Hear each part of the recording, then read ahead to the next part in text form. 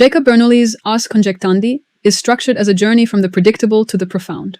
In this book is reflected the shift of human perspective on luck and fortune.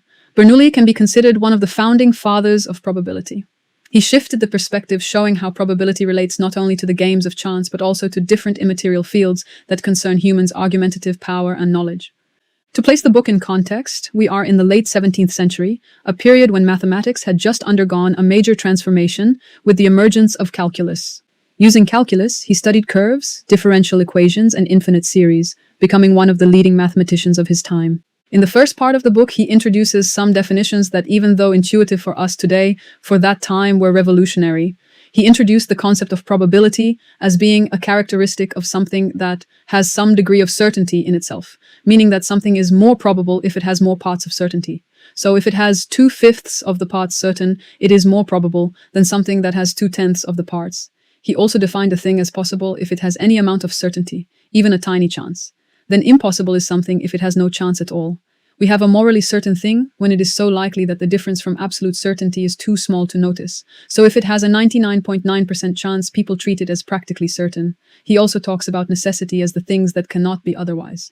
And there can be considered 3 types of necessity. The physical necessity, the parts of natural laws that are certain, like for example, the fire burns, the triangle has the angles that sum up to 180 degrees, etc. Hypothetical necessity that are true once we assume that something is happening. For example, if Peter is writing a letter right now, then Peter is writing. And in the end, there are the contractual necessities, the things that are true because we agreed on rules. So in a game of dice, we agree that throwing 6 wins the game, then throwing 6 is the winning condition. Finally, in this part, Bernoulli describes the concept of contingent as something that is, but that could also not be depending on different conditions. According to the author, these events could be predicted if we had enough information. So, for example, the number that the die will land to could be calculated if we know the velocity, the wind speed, the surface of the table, etc. Same thing for the weather, it could be predicted if we had enough information to take into consideration. So he talks about contingency as reflecting ignorance instead of true randomness. He was describing the world as a deterministic reality if we could have the knowledge to control the conditions that influence these events. In the second part of the book, he introduces how humans should reason when we don't have enough information, how we should deal with the lack of information. Here, Bernoulli starts with a distinction between what knowledge is, considered as something that we have when things are certain and we know it, and what is a conjecture, considered as something we have when things are uncertain, but we can calculate their probability. He calls this the art of conjecturing, meaning the art of making good judgments when we don't have full certainty. He says that the art of conjecture is the skill of measuring how likely things are so we can make the best decisions. He states that probability comes from arguments or evidence. He introduces 2 kinds of arguments.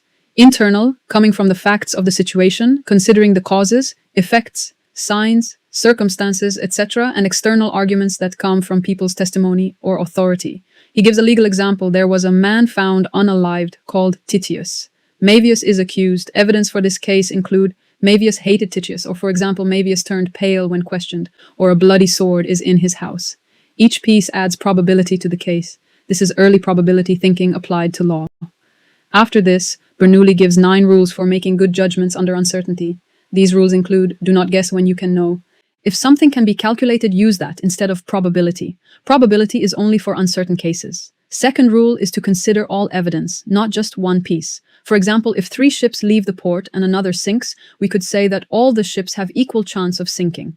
But in reality, if we consider that the other ship was old, was poorly equipped, or had an inexperienced captain, then this information changes the probability values. The 9 rules introduced by Bernoulli argued that under uncertainty, one should follow systematic processes in order to form good judgment. It means to gather evidence, to weight arguments, to consider alternatives, to choose the safest of most probable actions, and to form conclusions. This is the foundation of modern statistics and Bayesian reasoning used also today. Given the systematic rules that form the basis for dealing with uncertainty, Bernoulli, in the 3rd chapter, develops the mathematical foundation to evaluate evidence. If we have several pieces of evidence, how strong is the overall probability that something is true? He breaks the problem down step by step. First, he considers that evidence has 2 aspects. It could exist necessarily or only possibly, definitions he gave at the 1st chapter. And the second aspect is that the evidence proves the conclusion necessarily of only possibly. Following these 2 aspects, he states that we have 3 types of arguments. One that necessarily exists, but indicates only contingently. For example, if you consider that your brother is lazy, which you know is true, it cannot certainly indicate that he won't write to you. Type 2 argument indicates necessarily, but exists only contingently, meaning that if your brother is dead, God forbid, it's certain that he cannot write you a letter. But you don't know if the first part is true. Type 3 is when the argument indicates contingently and exists contingently also. Like, for example, the brother might have a lot of work, that is why he cannot write a letter. Both the parts of the argument are assumptions. Then he introduces pure versus mixed arguments. A pure argument is one-way evidence. For example, if a suspect named Gracchus turns pale during an interrogation, it might point toward guilt because of a troubled conscience. However, if he doesn't turn pale, it doesn't prove he is innocent. He might simply have nerves of steel or a naturally stoic disposition. In this case, the argument either proves the thing or proves nothing at all. Then Bernoulli says that the strength of evidence depends on the number of possible cases. He introduces different variables like the number of cases where evidence exists, number where it does not, etc., and puts them to a table. Then he considers that multiple pieces of evidence put together can increase the probability.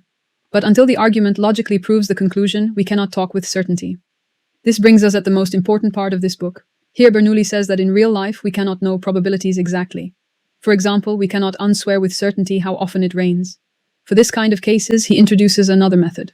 Instead of calculating probability beforehand, we estimate it from repeated observations. The idea is that past frequency estimates future probability. But this was a common knowledge also for the time. What Bernoulli did that pushed the theory further was he asked the question, if we repeat experiments many times, does the observed frequency approach the true probability? For this, Bernoulli considers a famous example. A urn contains 3,000 white tokens and 2,000 black tokens. The experiment consists in drawing a token and record it. Put it back and repeat many times. The question is, will the observed ratio of white draws eventually get very close to 3/5? Bernoulli proves something powerful. If we repeat the experiment many times, then the observed frequency will almost certainly be very close to the true probability. The more experiments we perform, the smaller the error becomes and the higher our confidence becomes. This result is what is now known as the law of large numbers. To explain the strength of this result, Bernoulli uses an older philosophical idea called moral certainty. Moral certainty does not mean absolute certainty. Instead, it means that something is so likely that in practice we treat it as certain. For example, if an event is 1,000 times more likely than its alternative, we would normally act as if it were certain. Bernoulli shows that by performing enough observations, we can reach this kind of certainty about probabilities. The long mathematical lemmas that follow are used to prove this claim rigorously.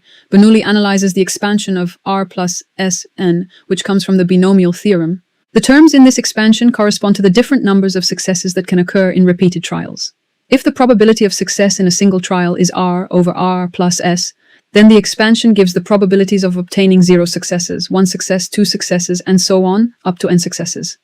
In modern terms, this corresponds to what we call the binomial distribution.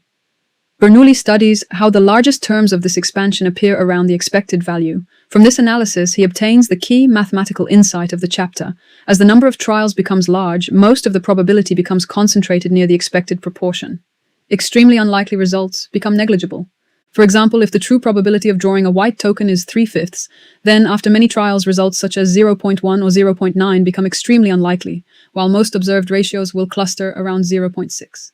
Bernoulli's final theorem states that for any level of certainty we want, we can achieve it simply by increasing the number of experiments.